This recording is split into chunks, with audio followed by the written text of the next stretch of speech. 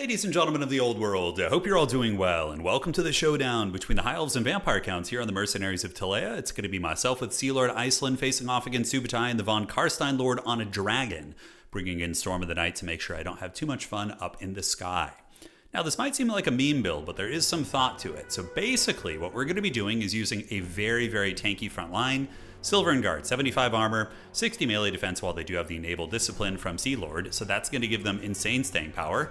And then we do also have the Oceanids. Now, Oceanids are basically like the Monsters Infantry version of the Silverin in terms of their kind of capabilities. Both have very high melee defense and okay damage output, but really that's not where they shine. But we're just going to be grinding all day, and Oceanids are actually quite exceptional at killing zombies and skeleton-type units with their bonus versus infantry and their weapon strength, getting augmented by that. They can definitely grind down chaff units and last 5,000 years. They're also immune to poison, which is relevant against Cryptors. So Sea Lord here is going to be giving some cool buffs. You guys know how I've been complaining about magic damage not being on Oceanids. Look at what we got done. We finally got it. No, I'm just kidding. He actually has an item called the Sapphire Guardian Phoenix, which gives AoE magic damage. So if Vampire Counts try and come in with Cairn Wraiths and Banshees, which are very popular these days, you're going to have a mobile source of magic damage, which is very, very clutch. Rangers in the back, and we do have 2 units of Lothern Skycutters, which are actually very good against vampires in my opinion. They can poke a lot of the high value units. You can use them to run over infantry and split pushing. A useful piece for sure. So for Subutai's army, it is going to be the classic pencil formation zombies backed up by Graveguard, Corpse Guards, and the Von Chadstein Lord with Flock of Doom. And he's pretty damn good. Storm of the Night is a good tool against the Skycutters. It won't just like one-shot them, but it will allow him to catch them and get some good damage on them. So I do like the Von Karstein Lord. I think that's cool. Corpse Guards, Skeletons, and very basic Vampire Counts. The only thing that's not here is, of course, the double White King, but, Subutai's a long-time Vampire Count main, so I'm sure he knows what's cooking with the matchup. So, coming on in are the old Vargeist. Vargeist are very annoying against High Elves, or at least they were historically, because they dominate all your cavalry, but now you have Skycutters. You can kind of skirmish with them a little bit, which is fun. So we're going to be poking, looking to get some freebies here, and Subutai here going to be dropping Storm of the Night onto the Lothern Skycutter, so those bad boys are going to be getting chased down by the big dragon, who does use the Sword of Antiheroes, which is going to let him hit really hard, and unfortunately my Skycutters out of the gates suffering pretty bad. It is what it is, not a whole lot I can do about this. Storm of the Night just kind of point and click, and I think it has 3 charges, so yeah, he's going to be able to do this to me 3 times, which sucks. But we finally do escape it, and their 90 speed will help them get away from the Vargeists. Although Vargeists are very similar in speed, but I do create some separation. And while they're chasing me, you can see Vargeists are getting picked off. The crews on the back are ripping shots, 360 no scope, and Vargeists losing a ton of HP there. Flock of Doom going down for the Vampire Lord. Very good, but what's kind of funny is Silver and Guard have really good spell resist, 30%. Plus, Sea Lord has an item, where is it? The Sapphire Guardian Phoenix, which is going to be giving spell resistance as well. So neat stuff. Now, we're shooting here using the Skycutters, and on the other side, I did see that he only sent a Skeleton Warrior over there. So I was like, the gears got turning in my head, and I was like, okay, we are actually going to call in some light cavalry and go see if we can steal that point. And now just kind of waiting, because the idea is he's sending his whole blob over towards objectives 2 and 3 and lightly contesting 1, so I can threaten objective 1 and then just fight and grind here all day and get as much value as humanly possible. Final Transmutation is a god tier spell against Vampire Counts. They're pretty much always blobbing up, so getting big overcasted Final Transmutations is very nice. Keepers of the Flame going to be on the way in. The Arwar Halberds, they're great against Vampire Counts. They do magic damage and have anti-large, good against Cryptors and Graveguard. They can beat both of them. So sending them in, and they just narrowly dodge a breath attack right there, which is very fortunate. Now the Oceanids and Sea Lord going to be engaging. Now Sea Lord is an anti-infantry character, and the Oceanids here are going to be boinking down the zombies. So you can see the sea creatures, the seahorses, I suppose, doing some good work, while the Sea Lord going to be keeping them between the 2 formations to make sure that everybody is getting that magic damage and also getting that spell resist. Rangers in the back, as well as Keepers of the Flame, as the Vampire Count's going to be descending on the objective. Over here, going very well. We do get the Illyrian Reavers with a full charge into Skeleton Warriors, which are very much a chaff unit. Reavers have high combat stats, should be able to win that, and I do also have a Skycutter over here that can help out if need be. So they're just rotating around the field. The other Skycutter is kiting these Vargeists and doing a great job of it. So very, very happy with their performance out of the gates. Basically almost wiping a Vargeist unit and surviving that Storm of the Night. The grind, though, it's going. Sea Lord, I don't know if he has any cool animations, but, in the cinematic trailer, he definitely had one of the coolest moments with him and the Merworm. Keepers of the Flame fighting against Graveguard, cost effective. They certainly will have a good time there. And the Oceanids and Silver and Guard providing a very meaty front line that's going to be hard for even Cryptors to get through here. Rangers cutting through Skeletons and the Skycutters just maneuvering around the battlefield while I do call into second light cavalry. and use my Sky Cutter, which is a chariot, to screen out the Crypt Ghouls. So the Crypt Ghouls are going to be sent packing, which lets me secure the side objective. And honestly, that's one of the hard parts about the matchup, is being triple capped while trading with the vampires. Now, unfortunately for me, second Storm of the Night comes out, and I do lose one of my Sky Cutters, so it is going to be paying the Troll toll and getting killed by the Vargeist and the Dragon, and chased off the map there. But I do respond with a big old Final Transmutation, a good one. Going to be hitting Corpse Guard, Zombies, Skeletons, Graveguard, and also tickling the other part of the formation there. So that was pretty good. And, you know, with vampires, you got to do what you got to do. You got to just slowly grind them down and hope you can get there. Now, Karen Race, of course, are very, very meta right now, very popular, but that's where Sea Lord on foot comes into play. It's magic damage aura. It's not huge, but if I can move him wherever they go, he's going to be imbuing magic damage. And thankfully, the Keepers of the Flame already do magic damage. Another Oceanid going to be on its way in, and they will be able to do some nice work against the chaff units. And here we do have the double Illyrian Reavers hanging out, while the Crypt Ghouls are waiting in the back for an opportunity to pounce. So far, so good. We are up in value, 3.4 against 2.4, but vampires do have Invocation and passive healing across many units, like Cryptors, for example. So we got to put some respect on that. And I did see the Karen Race coming in, so just to make sure I had magic damage over here, Sea Lord himself is going to be moving in, rocking 82 melee attack, which is pretty nuts. And is he dual-wielding swords? Yeah, it looks like he is, actually. Okay, so he's a dual-wield character. But he's going to pile into the Karen Rates and should be able to help out. And we're also going to call in our Mage, who now will also do magic damage. We have a couple magic damage SEs here, and Oceanids, which are also going to get magic damage. They're going to be up to the task here of bullying these Karen Rates off the table. So big damage coming in already. And the Silverin and Oceanid lines are holding super well, honestly. I mean, they're holding back just a massive amount of value of Graveguard and Cryptors. Sure, not doing the most damage, but you know, they're holding, which is what matters. Threatening the middle objective here are the two Illyrian Reavers, going to be charging into the zombies, while the Lothern Sky Cutters are just going to be trying to farm value off this Mortis engine. So that's one of the main reasons I like them, because, you know, obviously you need archers to kill Mortis, and if you go with ground-based archers, they get harried by direwolves and, you know, all sorts of units like that. So just mobility pieces. But these guys can defeat Fellbats. They're not threatened by scurvy dogs. They don't care about cavalry. The only thing that can really threaten them are Vargeist and, like, what he brought. You know, Storm of the Night was a great choice here. So yeah, that is a little bit unfortunate, but the Sky Cutters are still doing very, very good. Here we do fold the flank. The Karen Race do get melted, and the Keepers of the Flame still, you know, going strong. Only 600 value, though. The Breath Attack's really been able to melt them. And here we're going to be getting another Final Transmutation, which is going to be dropping the Thunder here on the Mortis engine. So the Mortis engine going to be getting it pretty good. Skeletons, Corpse Guards, all of them getting the pickle tickled, as the Mage is creeping up to about 1200 value. So averaging about 600-700 value per Final Transmutation cast, which is good. I did blunder here, though. Crypt Ghouls did come back. Subutai with good instincts, waiting for me to leave right there. Very, very gremlin-like, while zombies in the middle are being crumbled. Crumbling takes like 10 million years to get down, though. It's insane. And I noticed I was starting to lose this grind a little bit. The Mortis engine arriving changed the momentum of the fight. He's able to really push back my Rangers, melt through the Silverins, and the Mortis, of course, will provide a little bit of DPS as its chariot as well. Dragon character going to be coming in and charging into the flank of these Oceanids, so those Oceanids probably not long for this Earth.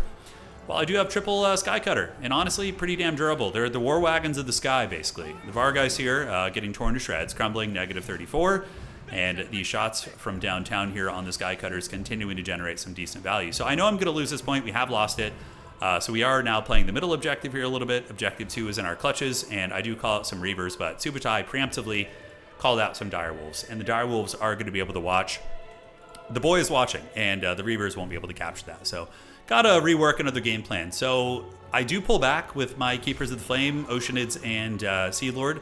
Gonna have to do a bit of a tactical retreat here and retreat back towards my spawn, because if I engage this whole blob, I'm just gonna lose.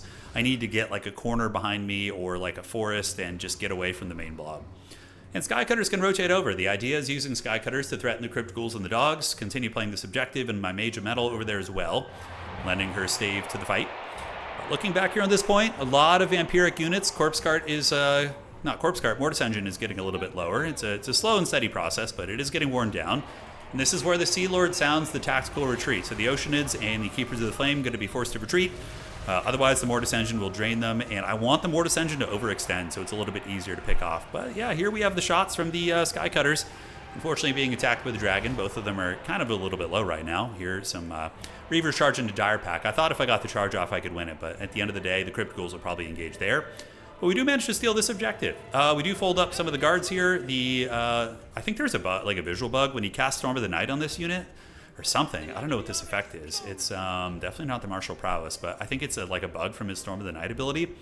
Well, anyways, we do manage to get objective number 1, and we're sending the company of Calendarian up there. A very good unit. 4440, high combat stats, a little bit low in the HP department, but those guys, they don't mess around. They're pretty damn solid. So now this is the comeback for the vampire counts a little bit, right? I felt like I was in a very commanding position.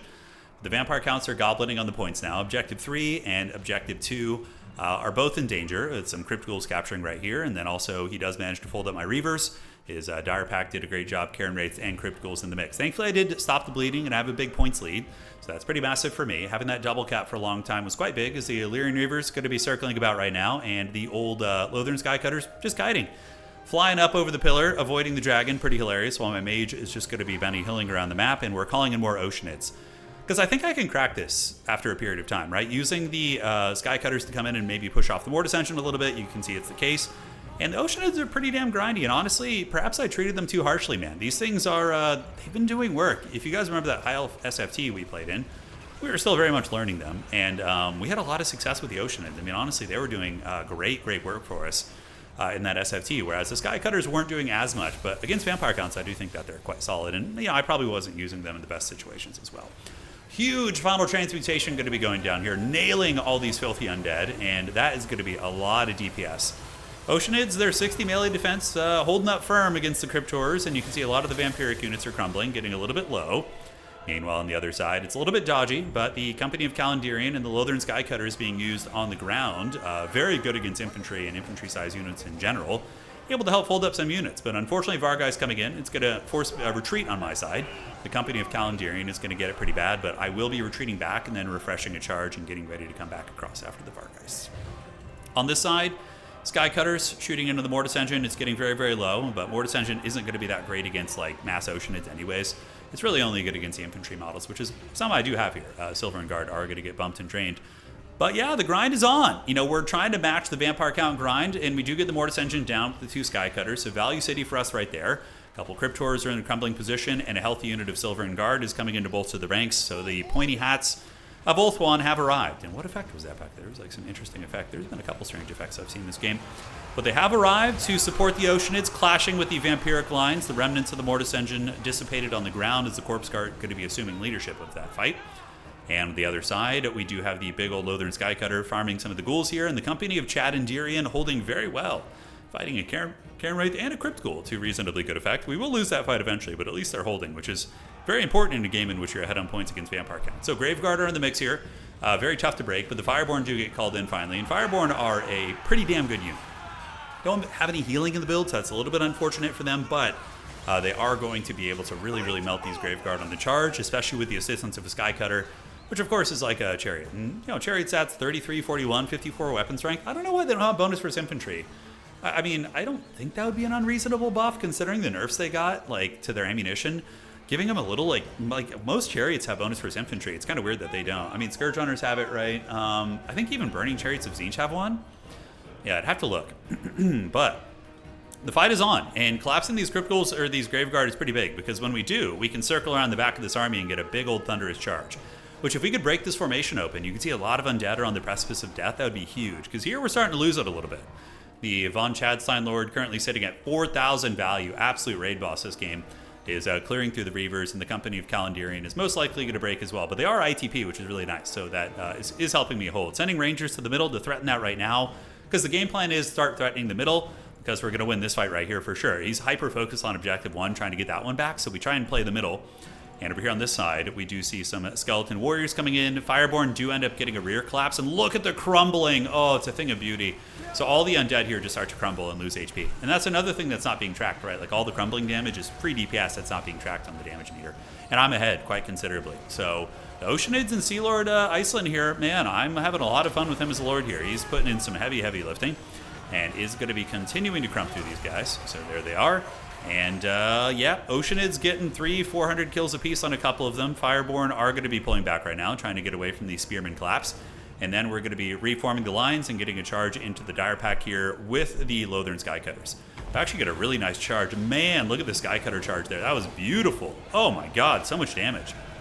I think they have some weird thing.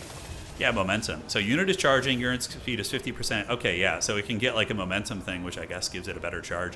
Cool. So in the middle, Rangers are holding it down. Skycutters and Reavers fighting here. A couple of Skeleton Spearmen are on the way in there. And my opponent finally does break us over on Objective 1, which is a little bit unfortunate. But I'm feeling pretty good about my odds here, with the Fireborn having a very cost-effective fight, clearing out the doggies and taking out the skeletons and the Graveguard, and now trading into a bunch of big targets. Sure, they're going to get folded here, but in the process, they should do some respectable damage. So grabbing the middle here is very, very clutch, using the Rangers and the Lothern Skycutters, and then also the Illyrian Reavers. On this side, we do see the Sea Lord and his Oceanids getting through the ranks. The Conic Sign Stalkers are worn down, Skeleton Spearmen are in critical binding, and they are not looking long for this world, as we do see the Oceanid splash, making him take a bath here. The Seahorses of Doom. Janet on occasion actually did a really cool video where he made miniatures of Oceanids. It was really, really rad. Check it out on his channel if you haven't seen it. Oceanids fighting here and doing some work against the Skeleton Spearmen. Meanwhile, on the other side, Rahagor's Pride going to be heading over to the middle, and old Rangers are holding the line very, very well. And this is a game where we're really getting to see like Lothern Skycutters being used as ground chariots effectively. Like this one has paid for itself at about 1200 right there. Narnia Lion's going to be pretty good at helping contain those infantry, and I do get a double cap on him. So I have 2 objectives. This is the one that you have the camps at home, which give you extra supplies if you steal your opponent's camp. It's pretty funny. I thought about doing it, but it's so risky against vampires. They have a lot of hard-hitting units. So we do completely fold up the vampires on this side. So what we end up doing is we leave Silver and Guard, and Sea Lord Iceland is also going to be staying on that point. So they're moving right now, but you can see I give an order to send them back that direction, knowing that he's going to be probably trying to do some Smeagol split pushing. We have the middle, we have Rangers, we have Narnia Lions. Skycutters are also killing a lot of the infantry. And there is the Mighty Roar, putting its leadership actually negative from positive, from 1 to -7. Very, very good. So that leads them to crumpling here. A couple Reaver Cav going to be on the way in. And the Oceanids are now heading over to this objective as well. So the Vampire counts are really running out of time. They're going to have to get these objectives here very, very quickly, because I am ahead on points, and it's almost the point of no return. Sea Lord is, he's earned his retirement here, taking 250 undead, not too bad. More importantly, with magic damage and spell resist, which was actually very relevant, considering my opponent had Flock of Doom, and he was spamming it pretty much the entire game. The Dragon Lord, 4,700, which is pretty nutty. But the Oceanids, anchoring it down, man, not hearing any bell whatsoever. And Rahagor's Pride and company able to clear out those Dire Wolves. And now it's basically going to be Desperation Smeagol time, and we'll be seeing them getting called out. The Mortis Engine, for the late game grind here to try and push me off the point, not a bad idea. So we end up using the Skycutters to run some interference, just blocking it up, keeping it from getting back up to the point here while we call in Silver and Guard.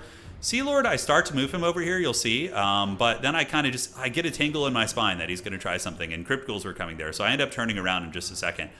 Looking here in the middle, I had a suspicion I might lose this point with the Mortis Engine arriving and the Vampire Lord being there, so what I do is I redirect my forces, my auxiliary forces, over to Objective 1, and he's not going to be able to really respond to that. Rangers coming over, because that's like a guaranteed grab for me. He does have some Crypt Ghouls coming in, but with Silverin and Rangers and Light Cavalry and the remnants of the Company of Calendarian, who've gotten, 1,200 value. Shout out to those homies. We will be able to most likely hold that one. Mortis Engine activated. Sword of Antiheroes on the Vampire Lord, 780 weapon strength. Homeboy is going to be breaching 5,000 value this game, but from here, most likely going to be a situation where we get a triple cap on him, and it's going to be the point of no return. So let's see. Ghouls on their way over, but we call in some Oceanids to make sure we hold that down. Ghouls do get run down there, and in the middle, the objective does flip to the Vampire counts, but we only need to hold for 12 more seconds, and then we win the game. Dragon Lord on his way down, but the Sea Lord fears no evil. He will be holding, and he will battle the Vampire Lord and the Dragon, and hopefully keep him at bay as the High Elves get the dub. That was like the embodiment of the Thanos "perhaps I treated you too harshly" meme, because man, did the Oceanids and Skycutters carry the hell out of that game. Value, 2,000, 1,000 on that one, and this one was able to get 2,300. I mean, dude, not bad at all. 1,200 value here on the Company of Calendarian. Fireborn did great, and 1,900 on that Skycutter. 3,000 on this one, and then 1,500 here. This one was summoned twice, but even still, I mean, great performance from the new units, which is, I think, a big breath of fresh air for the High Elves, right? It's cool to see that, because Vampire counts are like a uber meta faction, like Sweat, top 3, top 4 faction, and Subutai is a great player, and if these kind of units can work against him and the Vampire counts in general here, pretty big. Granted, I think he made some pretty big play mistakes with the, the side objective should have had like a Skeleton Spearman, a Zombie, and a Corpse Card on it, just so I couldn't split cap it. That would have probably made the game exponentially harder for me. Just little things like that. But all right, guys, GG, well played. Hopefully you enjoyed this one, and we'll see you all on the other side.